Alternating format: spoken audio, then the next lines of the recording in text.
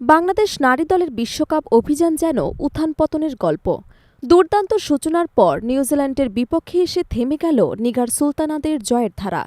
Spinner Rabeya খানের ঘূর্ণিতে কিউইদের top order টললেও bat হাতে ভয়াবহ ব্যর্থতায় ডুবেছে পুরো দল। নারী বিশ্বকাপে বাংলাদেশের শুরুটা ছিল স্বপ্নময়। পাকিস্তানকে বড় ব্যবধানে হারিয়ে মিশন শুরু করে টাইগ্রেসরা। সেই জয় জেগে ওঠে সমর্থকদের প্রত্যাশা। এরপর ইংল্যান্ডের বিপক্ষে জয়ের সম্ভাবনা জাগিয়ে বিশ্ব ক্রিকেটে হংকার দেয় নিগার সুলতানার দল। কিন্তু নিজেদের তৃতীয় ম্যাচে নিউজিল্যান্ডের বিপক্ষে এসে ছন্দ হারায় বাংলাদেশ। হোয়াইট ফার্নাস বোলারদের দাপটে ৩৩ রানের মধ্যেই হারায় ৬ উইকেট, যা দলের ব্যাটিং বিপর্যয়ের প্রতিচ্ছবি হয়ে ওঠে। প্রথম ৫ ব্যাটারের কেউ পৌঁছাতে পারেননি ২ অঙ্কের ঘরে।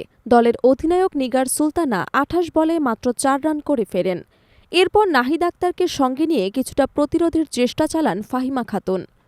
১৭ রান করে নাহিদা ফিরলে ফাহিমার সঙ্গী হন তরুণ স্পিনার রাবেয়া খান।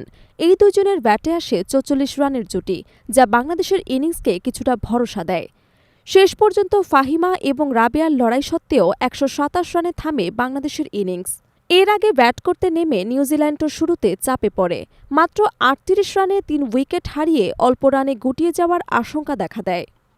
তবে সেখান থেকে দলকে উদ্ধার করেন অধিনায়ক সোফি ডিভাইন এবং ব্রক হলিডে। তাদের ব্যাটে আসে ১১২ রানের দারুণ জুটি। দুজনে তুলে নেন অর্ধশতক এবং ইনিংসের শেষ দিকে দলকে নিয়ে যান শক্ত অবস্থানে। শেষ পর্যন্ত ৫০ ওভারে নয়, উইকেট হারিয়ে ২২৭ রানে ইনিংস থামায় নিউজিল্যান্ড। টুর্নামেন্টে এটি ছিল কিউইদের অন্যতম সেরা ইনিংস, যা তাদের টেবিলের পঞ্চম স্থানে তুলে দিয়েছে। অন্যদিকে বাংলাদেশের হয়ে শুরুতে স্পিন আক্রমণে আলো ছড়ালেও আগের ২ ম্যাচে দুর্দান্ত সুইং বোলিংয়ে তাক লাগানো পেসার মারুফা আক্তার ছিলেন অনেকটাই নিস্পৃহ। তার ধার না থাকায় মাঝ এবং শেষের ওভারে নিউজিল্যান্ড সহজেই বড় স্কোর গড়ে তোলেন। ১০০ রানের বড় ব্যবধানে হারের ফলে সেমিফাইনালের রেসে খানিকটা পিছিয়ে পড়ল নিগার সুলতানার বাংলাদেশ। সামনে রয়েছে আরও কঠিন challenge: south Africa, Australia, Sri Lanka এবং ভারতের বিপক্ষে বাকি ৪ ম্যাচ।